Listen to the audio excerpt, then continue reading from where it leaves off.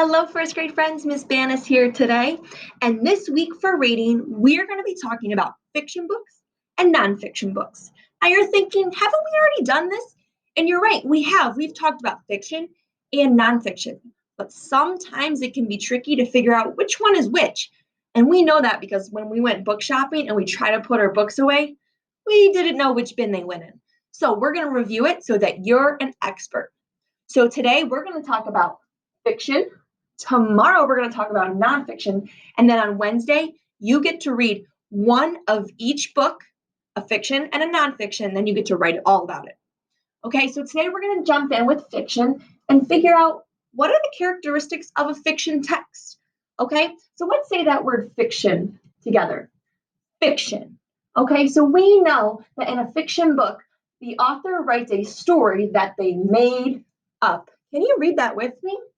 The author writes a story that they made up, or it's not true, a story that they created using their imagination and their creativity.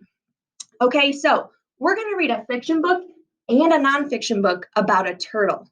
Now today, for when we talk about fiction, we're going to read Yertle the Turtle.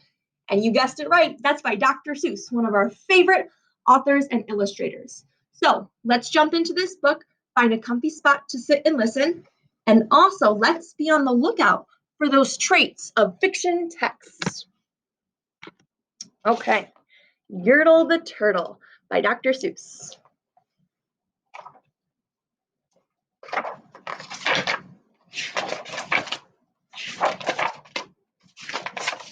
Yertle the Turtle, the title page.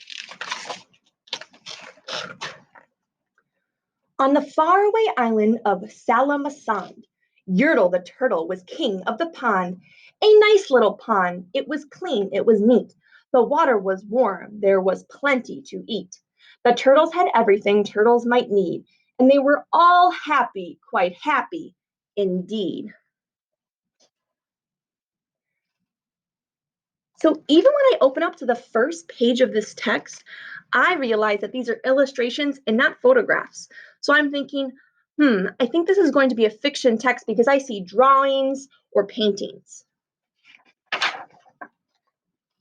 They were, until Yertle, the king of them all, decided the kingdom he ruled was too small. I'm ruler, said Yertle, of all that I see, but I don't see enough. That's the trouble with me. With the stone for a throne, I look down on my pond, but I cannot look down on the places beyond. This throne that I sit on is too low down. It ought to be higher, he said with a frown. If I could sit high, how much greater I'd be. What a king I'd be, ruler of all to see.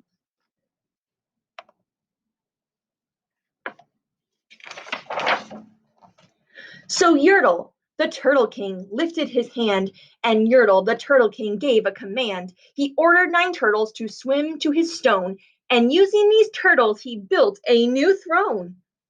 He made each turtle stand on another one's back, and he piled them all up in a 9-turtle stack.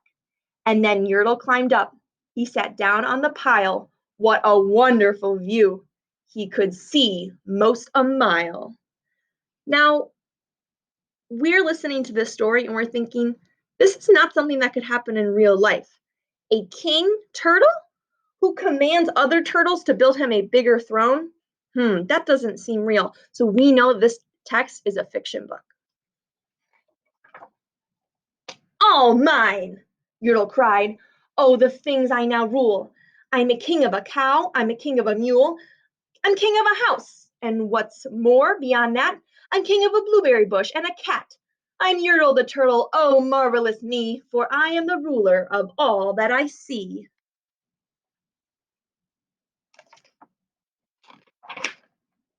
And all through that morning he sat there up high, saying over and over, a great king am I, until long about noon, then he heard a faint sigh. What's that? Snapped the king, and he looked down the stack, and he saw at the bottom a turtle named Mac, just a part of his throne. And this little plain turtle looked up and he said, Beg your pardon, King Yertle, I've pains in my back and my shoulders and knees. How long must we stand here? Your Majesty, please. And we just heard one of the turtles talk. We know that turtles don't talk in real life, so that's another clue that this is a fiction text. Silence! The king of the turtles barked back. I'm king, and you're only a turtle named Mac. You stay in your place while I sit here and rule. I'm king of a cow, and I'm king of a mule. I'm king of a house, and a bush, and a cat. But that isn't all. I'll do better than that. My throne shall be higher, his royal voice thundered. So pile up more turtles. I went bout 200. Turtles, more turtles, he bellowed and brayed. And the turtles way down in the pond were afraid. They trembled, they shook, but they came, they obeyed. From all over the pond they came swimming by dozens, whole families of turtles with uncles and cousins. And all of them stepped on the head of poor Mac. One after another, they climbed up the stack. More turtles came because his throne wasn't high enough. Then Yertle the turtle was perched up so high he could see 40 miles from his throne in the sky. Hooray, shouted Yertle. I'm king of the trees, I'm king of the birds, and I'm king of the bees, and I'm king of the butterflies, king of the air. Ah, me, what a throne, what a wonderful chair. I'm Yertle the turtle, oh, marvelous me, for I am the ruler of all that I see. The king looks happy now. He's on his tall, tall throne. Then again from below, in the great heavy stack, came a groan from that plain little turtle named Mac. Your Majesty, please. I don't like to complain, but down here below we are feeling great pain. I know up on top you are seeing great sights, but down at the bottom we too should have rights. We turtles can't stand it. Our shells will all crack. Besides, we need food. We are starving, groaned Mac.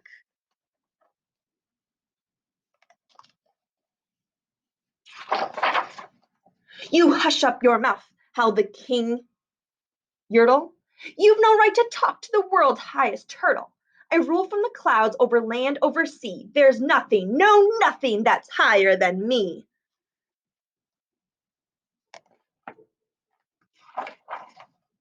But while he was shouting, he saw with surprise that the moon of the evening was starting to rise up over his head in the darkening skies.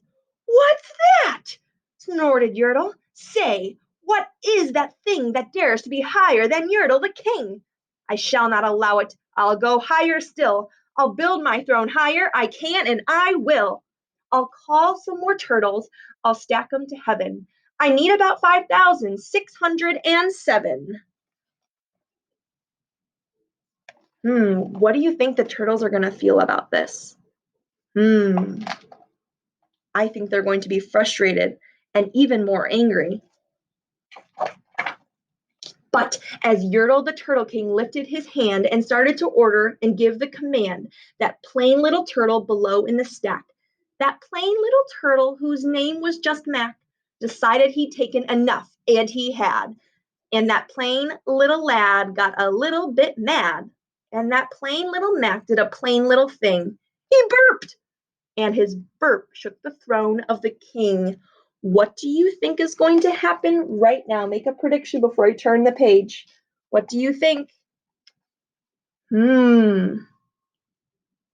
Let's see if your prediction's true. And Yertle the turtle, the king of the trees, the king of the air and the birds and the bees, and the king of a house and a cow and a mule, well, that was the end of Turtle King's rule. For Yertle the king of all Solemn fell off his high throne and fell plunk in the pond. Was your prediction correct?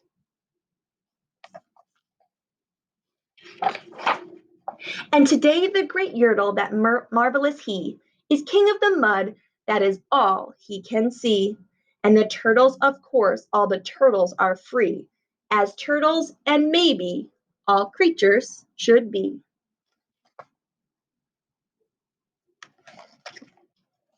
And that is the end of Yertle the Turtle. Now, there were a lot of clues in this book that told us that this is a fiction book. So now we're going to go back and look at our chart and fill in the different features of a fiction text. Now, something very important for us to remember about fiction text is that we have to read them in order. Now, if I just open up this story to the end and I read the very last page of this book, it wouldn't make any sense, friends, because we need to read fiction books in order. Okay, so that's something really important to remember.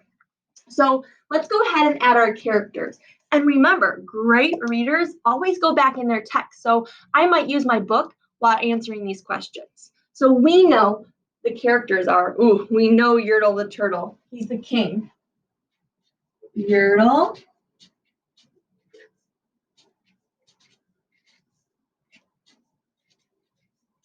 The turtle. And then the other turtles that were in the pond too, they were also characters in this story. So I'm going to put turtles.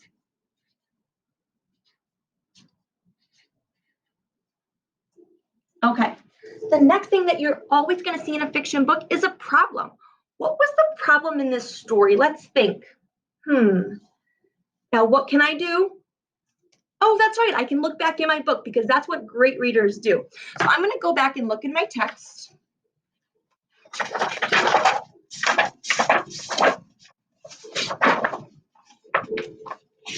Ooh, and I see on this page the very beginning when he was frustrated and he said his throne was not high enough. And this caused a big problem with the other turtles because they didn't want to do that.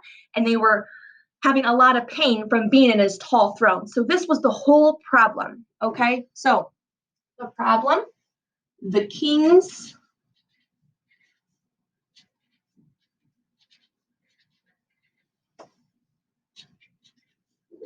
throne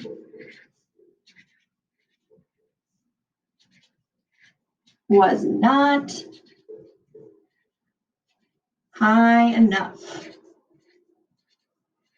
right? Okay, so we know that our fiction book has characters. We know that our fiction book has a problem. Now, when we go to read a fiction book, there's going to be a beginning, a middle, and an end. And we are great at retelling those events by using our transition words. And today, we're going to write them out on our chart.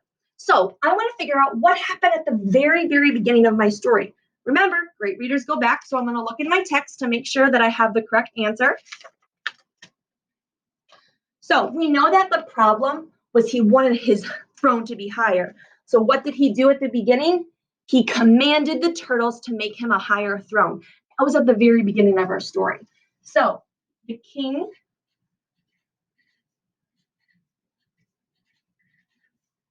demanded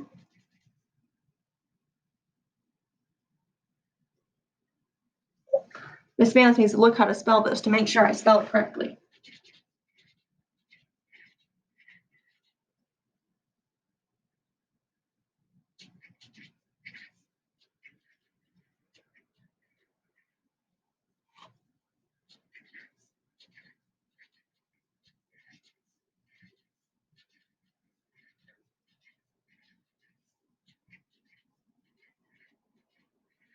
Okay, so at the beginning of the story, the king demanded the turtles to build a higher throne. Then we need to look at what happened in the middle of the story. I'm going to go back in my text. Now, he was happy after they built him his throne, but then something happened. Do you remember? Think about it.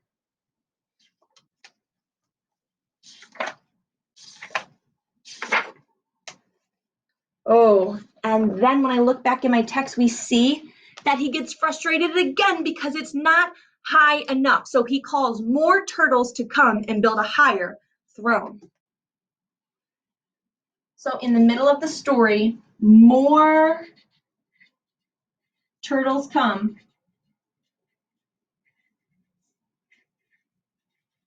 to build a higher.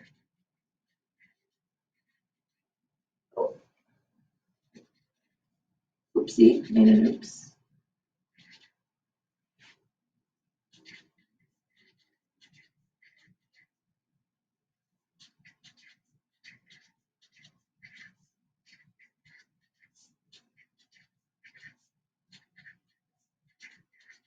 Okay, so in the middle of the story, more turtles come to build a higher throne for the king. And we know that at this point, the turtles are feeling very frustrated and tired, and they are going to be extremely angry if the king asks anything else of them. So now we're going to look at the end of the story. I'm going into my text, And we know that the king asked one more time to build a higher throne so that he could be higher than the moon. And that was a pretty tough ask of him, because then all of the turtles became so tired, and little Mac on the bottom, he burped. And what happened? The king fell from his throne and the turtles were free. That's what happened at the end of the story. So the king fell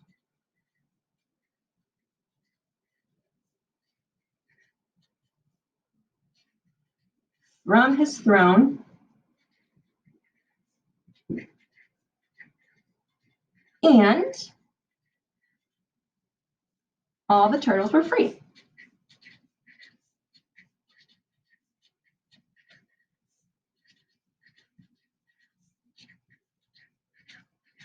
Okay, so at the end of the story, the king fell from his throne and all the turtles were free. So let's look back. In a fiction text, we know that it's going to have characters, a problem, a beginning, middle, and end, and we know that it has to be told in order, or else it's not going to make sense. Okay, we know that Yertle the turtle could not happen in real life. You guys, this is a fiction text. Nice job. Thanks for helping me study that book today. Now, your job right now is I want you to read a fiction book on your own. You can read it on RazKids, Epic, or a book you have at your house. Then I want you to video yourself and tell me, how do you know that book is fiction? You might talk about the features that we did. Good luck, and I can't wait to see your videos. Have a superstar day, everyone.